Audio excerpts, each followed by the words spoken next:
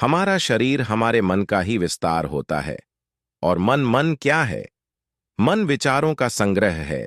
जैसे विचार हमारे मन में उठते हैं, हमारा शरीर उन विचारों के अनुरूप ही प्रतिक्रिया करता है।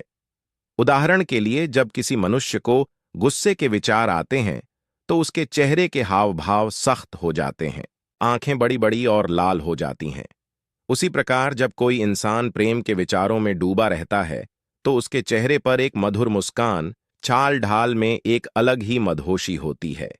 इसीलिए आध्यात्मिक जगत में माना गया है कि शरीर हमारे मन के विचारों के अधीन होता है। एक अभिनेता मन में उठ रहे विचारों को नियंत्रित करके परिस्थिति के अनुसार ही अभिनय करता है। आंखें बड़ी बड़ी और लाल हो जाती हैं। उसी प्रकार जब कोई इंसान प्रेम के विचारों में डूबा रहता है तो उसके चेहरे पर एक मधुर मुस्कान, चाल ढाल में एक अलग ही मदहोशी होती है। इसीलिए आध्यात्मिक जगत में माना गया है कि शरीर हमारे मन के विचारों के अधीन होता है। एक अभिनेता मन में उठ रहे विचारों को नियंत्रित करके परिस्थिति के अनुसार ही अभिनय करता है। लेकिन बड़ा सवाल यह है कि क्या मन के विचारों के द्वारा शरीर के रोग दूर किए जा सकते हैं?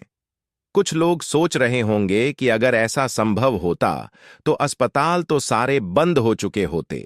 विचारों के माध्यम से इंसान अपना रोग घर बैठे ही दूर कर लेता। तो इसका जवाब है, सही तरीका, उचित विधि भी तो पता होनी आवश्यक है, और फिर उस पर निरंतर अभ्यास भी बहुत महत्वपूर्ण है। तो इस वीडियो में उस विधि के बारे में संपूर्ण जानकारी मिलने वाली है। अंत तक बने रहिएगा। देखिए, सबसे पहले यह समझिए कि सकारात्मक विचारों पर दृढ़ विश्वास करने से इच्छा शक्ति का निर्माण होता है, और यही इच्छा शक्ति हमारी प्राण शक्ति को बढ़ाने में सहायक सिद्ध होती है। परमहंस योगानंद जी द्वारा लिखित किताब ऑटोबायोग्राफी ऑफ योगी, एक योगी की आत्मकथा में एक प्रसंग का उल्लेख किया गया है, जिसके अनुसार लड़ी महाशय अपने शिष्य युक्तेश्वर जी से कहते हैं कि मैं तुम्हें अभी दिखा सकता हूं कि मैं अपने बढ़े हुए वजन के शरीर का दृश्य भी देख पा रहा था। फिर वह बताते हैं कि घर आने के बाद मैं गहरी नींद में सो गया। बीमारी की चिंता और तनाव बिल्कुल गायब हो चुके थे। जब अगले दिन मेरी मां ने मुझे देखा तो घबराकर मुझसे पूछा कि बेटा, तुम्हारे शरीर में सूजन क्यों आई है? युक्तेश्वर जी कहते हैं कि मुझे कोई सूजन नहीं आई थी। मां को अपनी आंखों पर विश्वास नहीं हो रहा था कि उसके बेटे का शरीर वैसे ही बलशाली हो गया है जैसा बीमारी से पहले था। युक्तेश्वर जी बताते हैं कि कुछ ही दिनों में मेरा वजन 22 किलो बढ़ गया था। मिलने वालों को विश्वास ही नहीं होता था कि कुछ ऐसा भी संभव हो सकता है। परमहंस योगानंद जी अपनी किताब में बताते हैं कि 2 हफ्तों के अंदर मनचाही शारीरिक शक्ति मैंने इस प्रयोग से अर्जित कर ली थी, और मेरी अपच की बीमारी भी ठीक हो गई थी। इससे पहले अपच का रोग दूर करने के लिए मैं कई चिकित्सक और वैद्य के पास गया, लेकिन मैंने कभी इस बात पर विश्वास ही नहीं किया कि मैं पूरी तरह से ठीक हो चुका हूं। इसीलिए मैं कभी ठीक हो भी नहीं पाया। पर उस दिन मुझे समझ में आ गया था कि खुद पर विश्वास होना ही सबसे बड़ी दवा होती है। अब तो वैज्ञानिक भी मानने लगे हैं कि विचारों की अपनी तरंग होती है और तरंगों में ऊर्जा होती है। शक्तिशाली विचारों से वह तरंगें निकलती हैं जो सकारात्मक ऊर्जा को जन्म देती हैं। इसीलिए यह समझना बहुत आवश्यक है कि शक्तिशाली विचारों को पैदा कैसे करें। देखिए, हर परिस्थिति को देखने के 2 पहलू होते हैं। उदाहरण के लिए इसे ऐसे समझिए कि एक बीमार इंसान सोचता है कि उसका नसीब कितना बेकार है, और वह अपनी बीमारी को लेकर हर समय खुद को कोसता रहता है। इसीलिए उसके विचार बहुत दुर्बल और हीन होते चले जाते हैं, और कुछ दिन बाद चिड़चिड़ापन उसका स्वभाव हो जाता है। वहीं पर एक दूसरा इंसान इस प्रकार सोचता है कि क्या हुआ, मैं बीमार हूं। दुनिया में अधिकतर लोग बीमार ही तो हैं, और उनके मुकाबले तो मेरी बीमारी कुछ भी नहीं है। थोड़ी सी हिम्मत और यह बीमारी जड़ से खत्म हो जाएगी। यह है शक्तिशाली विचार। ऐसा इंसान हर परिस्थिति में खुद से संतुष्ट रहता है, और बीमार होते हुए भी वह चैन की नींद सो पाता है। हर परिस्थिति में अच्छाई ढूंढने का प्रयास करने से शक्तिशाली विचारों का जन्म होता है और इन्हीं विचारों से इच्छा शक्ति का निर्माण होता है और इच्छा शक्ति का प्रयोग करके मनचाही वस्तु को अपनी ओर आकर्षित कर सकते हैं, चाहे फिर वह अच्छा शरीर हो या फिर धन दौलत। इसी नियम को इंग्लिश में लॉ ऑफ अट्रैक्शन भी कहा जाता है, लेकिन हर परिस्थिति में अच्छाई ढूंढना बहुत मुश्किल काम प्रतीत होता है और हर समय यह याद रखना भी तो बड़ा मुश्किल होता है।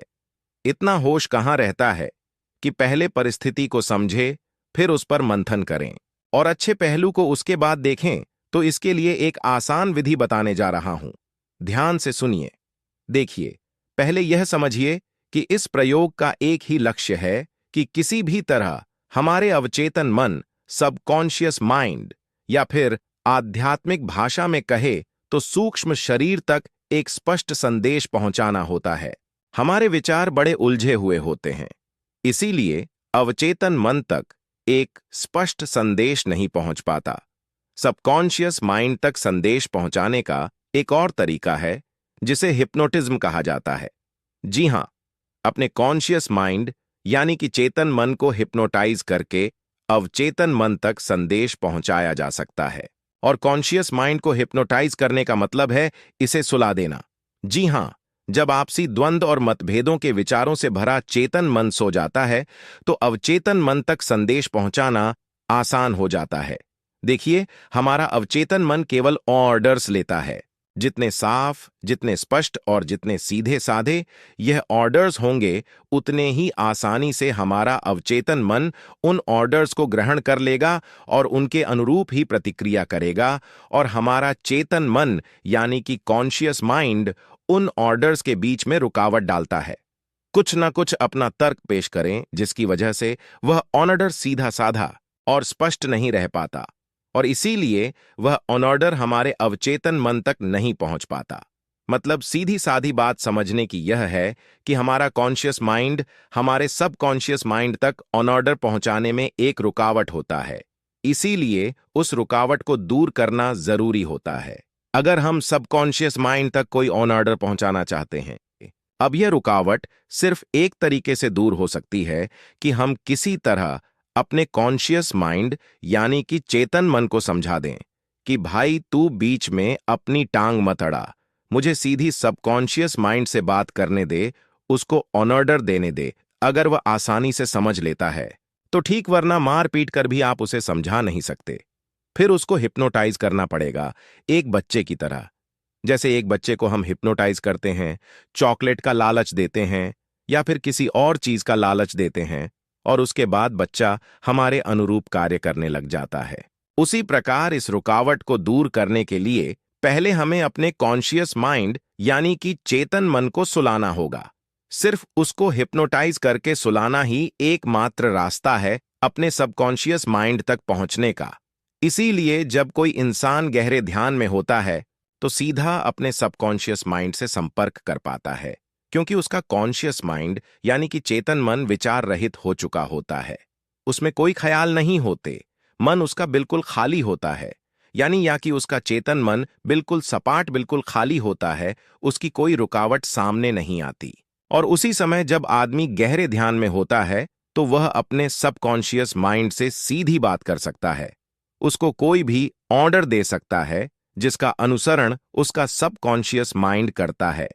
और यह भी समझ लीजिए कि सबकॉन्शियस माइंड की ताकत कॉन्शियस माइंड के मुकाबले 5 गुना होती है।